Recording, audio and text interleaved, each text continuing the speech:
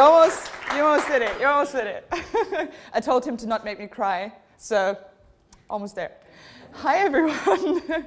It's great to see so many people. Thank you. It's cool. I hope you had a really great day and saw cool talks. I did. Are you awake? Yes.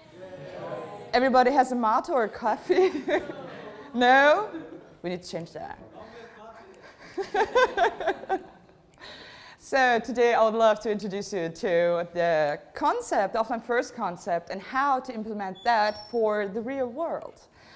My name is Gasidlo. I'm a developer for about 10 years. I stopped counting at a time. I'm a core member of Hoodie and organizer of the OpenTechSchool in Dortmund.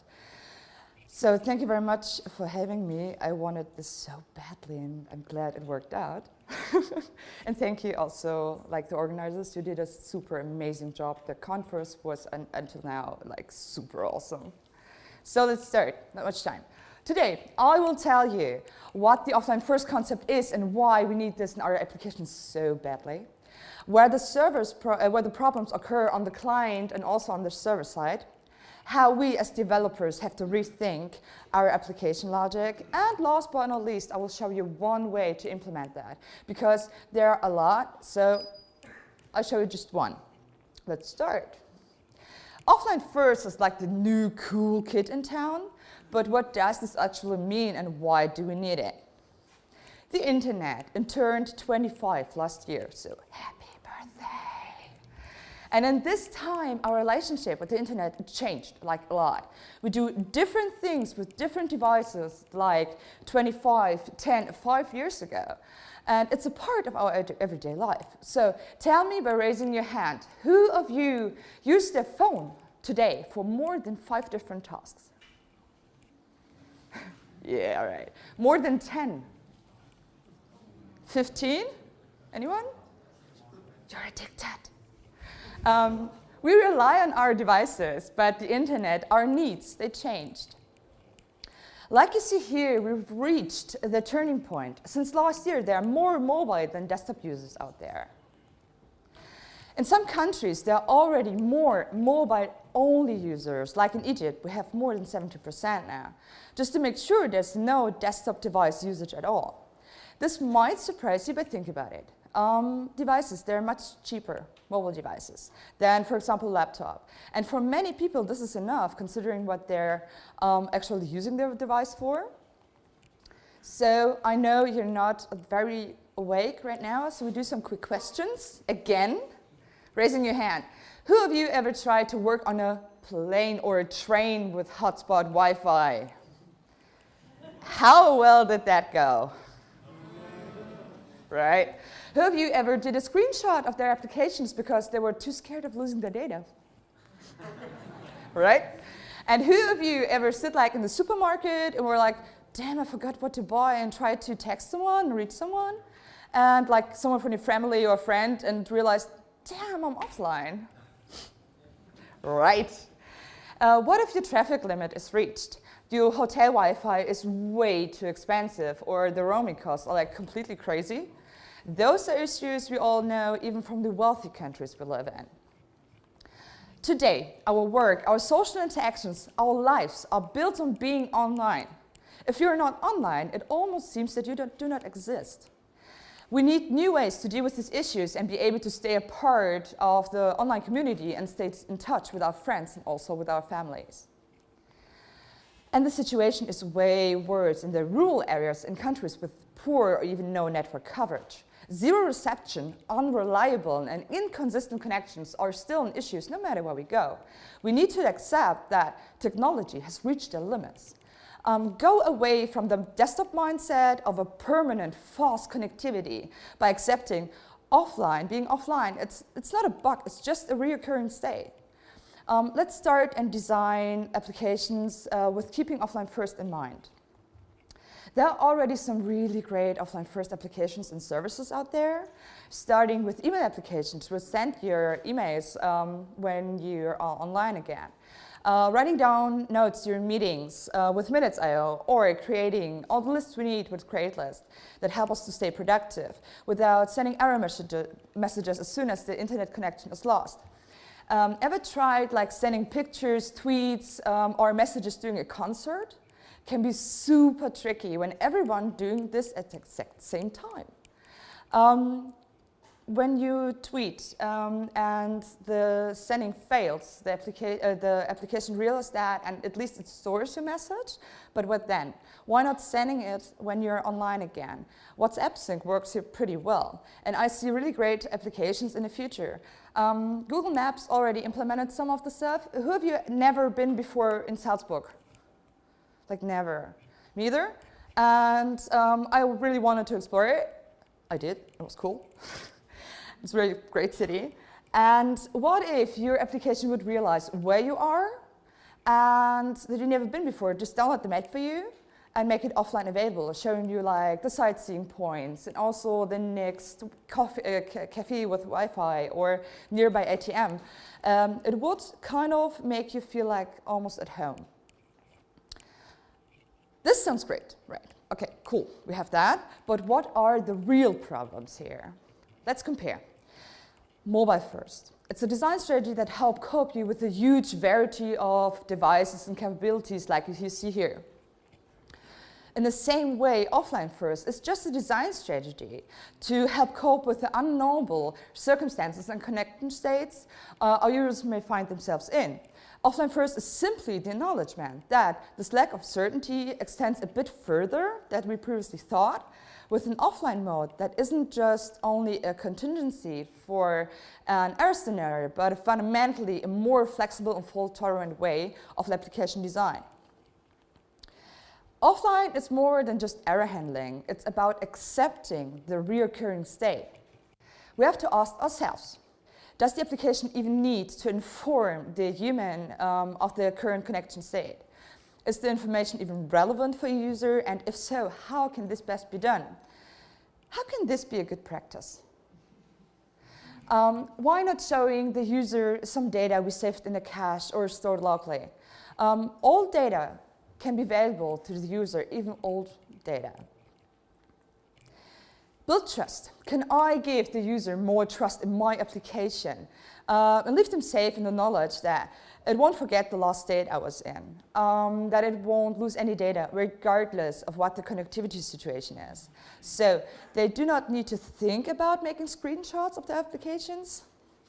And how can I communicate to the human that creating data with the application is still possible? Like it will be posted, dispatched, and dealt properly with in the future. This is one of the new concepts of the save icon I really love. There is the unsafe state, the saving cycle with the 7 options, and a save state. This is how it works. You see the icon in the, this is right, upper right corner. The user types something, the state's changed to unchanged, then it gets updated and it's saved again automatically. And this looks like a really good, nice practice to me. Organize data. How can my interface convey changes that occur in the user's current view when they reconnect and the server pushes new and changed data? What to do with deleted items, things that can't be organized in lists, objects that aren't immutable in themselves, like emails. How can I make the unavoidable resolution of conflicts by the human as painless as possible, as intuitive as possible? This is an error message. My data hasn't been stored. Cool, but this won't help me at all. I mean, at least I know the data haven't been saved, but what now? Doing this all over again? I don't think so. I would drop. And finally, can the application make any preferred decisions on the part of the human, like preload any data they might need later? What metrics, possibly behavioral, are there to base these decisions on? These are the issues from the user side we have to think about. But what does this mean for the client and the server side? So, traditionally, the server is like the source of truth. The client was always just like the prophet. It always communicates with the server, sending requests, waited for answers, and told him everything that happened. If the server is not available, the client panicked and was helpless and didn't know what to do. When we want to post some data, the client sent out a request, waited for the answer, the data was stored, the view was rendered, and reloaded again. With an async request, the client at least was on call. We didn't need to wait, but still it was on call. So with offline first, we want to decouple this relationship. But how shall we deal with the new states, and what are actually the new states? Besides the one we already know, a scenario, if the client understands it is offline and the push will fail right away, what then? Storing the draft, making a queue, and trying to send it again, blocking the request, showing an error, or just ignoring it like it would never happen. Could work. Another scenario. Some data makes it back to the client, but not all of it. So should the application show the user just half of the data? Show nothing. Show as much as possible, just in trying to resync again. Can the user change the data? And how can we keep the frustration level as low as possible? Partial responses can be super tricky, but can still be useful. For example, starting to show like the top half of a web page, or an email, or a message. The time it takes the user to read through that might be enough to fetch the rest of the data. While the user is making a request, like sending a chat message, the user interface should start by showing that a process of unspecified duration was started, usually done with this. We love that, right? You can enjoy it. I drink something. I know it's great. It's so pretty. Pardon? It's so pretty. Yeah, I know, it's so pretty. Yeah, we love that. So, based on the different error scenarios, the user interface needs to account for the fact that the request failed immediately or after a timeout, or only a partial response was received. In the case of a timeout, there should be a user affordance for canceling an operation so that the user can apply a shorter timeout if that makes sense in the situation. So we see the concept became really important to us. We have to rethink how the concept and build applications. But how can we implement this? We need a new approach. So before we talked about decoupling the client and the server side, right? You remember that? Right? Okay. I show you a way the Hoodie community came up with. It's pretty neat. It's just one way. Hoodie is an open source and free JavaScript library. It offers you like the whole backend with user accounts, storage, shares, email. It's offline first, including localStorage and automatic sync. It has a Dreamcode API every front-end developer understands like in a second. And it abstracts away all the boring boilerplate stuff, like backend stuff you don't want to think about. So let's take a look at the architecture. There we have like 3 stages: front-end, sync, backend. And here we have the application. Then we have the Hoodie layer. Here we use Hoodie Store. The application only ever talks to the Hoodie API, never, ever directly to the server-side code, database, or even the in-browser storage. Feel free to replace the local storage with any in-browser storage of your choice. It's fine. This by itself is normally enough for an application. So, then we have a sync layer, RESTful layer, and a database. We can do this because each user has their own private database, which only they can access. It's private by default, so you can't share data by accident. It's pretty neat because we also it's very simple for us to decide what gets synced and how to handle change data. And of course, you can share and publish it if we want, but we'll do that later. Additionally, there are plugins, which help us to extend Hoodie. And I will explain you a direct message moving through the system. You create a message in the application and send it to the Hoodie layer. The Hoodie layer sends out a task to the local storage, so the message can be stored locally and resolves with a promise. At the exact same time, it sends a task to the sync layer. When the device is online, sync layer pushes the message to PouchDB. It gets stored and tasks are sent out to other devices to update the client because we changed the data. And the plugin gets the task to send out the message. The main point here is the client and the server never ever have to talk directly to each other. They only talk to each other through messages and tasks. It's all very loose coupled and event-based, which means it can be interrupted at any stage without breaking. Messages and tasks will be delivered and acted upon whenever possible, and it's designed for eventual consistency. So if you want real offline capability, your application just can't try to talk to the server directly, only through sync. And you always need to store like a local copy in your browser. And sync is really hard. It's hard, but there's super much stuff around you can use actually. So let's talk about the implementation. Finally, the cool stuff. Yay. We have a slight focus on the front end, on the client side, because this is what we have to take care of. So we need to take care of two things which we store in our devices, files and data. Right. Let's first take a look at the files we need to cache. Without the files, no application and no data. Who of you ever knows the manifest, the app manifest? Who's using it?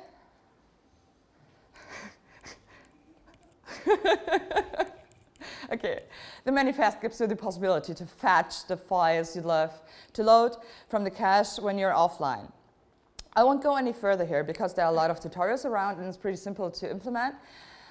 But there's one thing you need to know here. It turned out appcache is a pretty huge douchebag. There's an amazing article written by Jack Archibald on this part. There's a link, slides will be up later. And here are some main points, some main pain points. When you visit a site, the files always come straight from the cache. After the rendering, the browser will look up for the updates to the manifest and cached files. So you need to reload the page to get the new files. The app cache only updates if the manifest is changed. HTTP has a caching model. As a slightly unusual workaround, the browser only looks for updates to the files listed in the manifest if the manifest itself has changed since the browser last checked. The application cache, it's additional cache. It's not an alternative one, which many people think. So when the browser updates the application cache, it requests an URL as it usually would. It obeys regular caching instructions. If an item's header says, I'm cool, super cool until 2020, the browser will assume that. And indeed, it won't trouble the server again. Without specific, the browser is taking a guess, and we all know what happens when the browser is taking a guess. All files should have cached headers. This is especially important for everything in your manifest and the cached files in your manifest. And if a file is very likely to update, should be served with no cache. And the last one is, non-cached resources would not load on a cached page. So imagine you have an index HTML, you're caching with your manifest, cool. You have a background image, cool, like that. You're just caching the index HTML, not the picture. You won't get the picture displayed, not even when you're online. So it doesn't work at all. These are just like simple problems. But there's a solution for that. Gregor R. Martinus, this amazing guy in the green shirt around there, developed the appcache nanny and taught the appcache some manners. It's pretty cool. It helps us to deal with most of the problems the appcache still has in using an iframe for the manifest.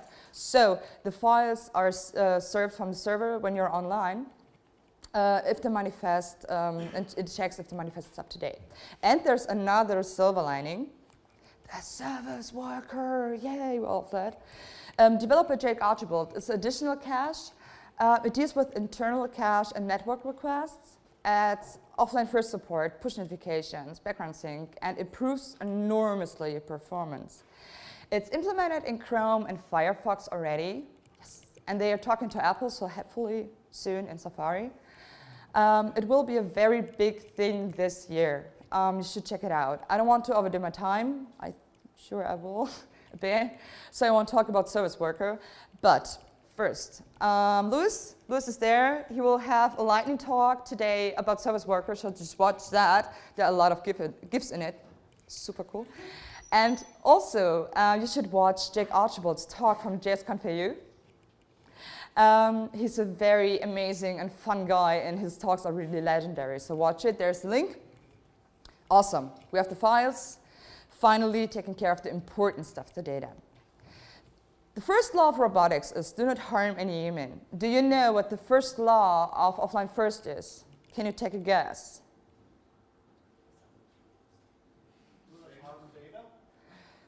Almost, not bad, not bad. It's do not lose data. Very good. While you remember, we decoupled the client and the server side, so we need to store it on both sides. Therefore, we trust Pouch for the client and Couch on the server side. They're like pretty perfect team to make offline first quick and easy. CouchDB is a NoSQL database that replicates, which is exactly what we want for sync. CouchDB comes with a suite of features like on-the-fly document transformation, real-time change notification we use for our messages and tasks. It also has a very basic version control system, which helps us to manage your data. So when your data is out of sync, it's making automatic kind of intelligent decisions and helps you to merge the data. PouchDB is an open source JavaScript database inspired by Couch that is designed to run well within your browser and store your data locally while you're offline. Per default, it uses IndexedDB for Chrome and Firefox and WebSQL for Safari to store the data. You can also add adapters for local and session storage. It syncs with CouchDB in compatible servers, which speak the CouchDB replication protocol, like Cloudend and Couchbase gateway sync when the application is back online. It also works on mobile devices for native applications like with PhoneGap and Cordova and stuff like that. The special thing about Hoodie is that every user has their own private database, and it's private by default. So we solve a lot of problems from the go. When we have one database per user, we always know where to sync to.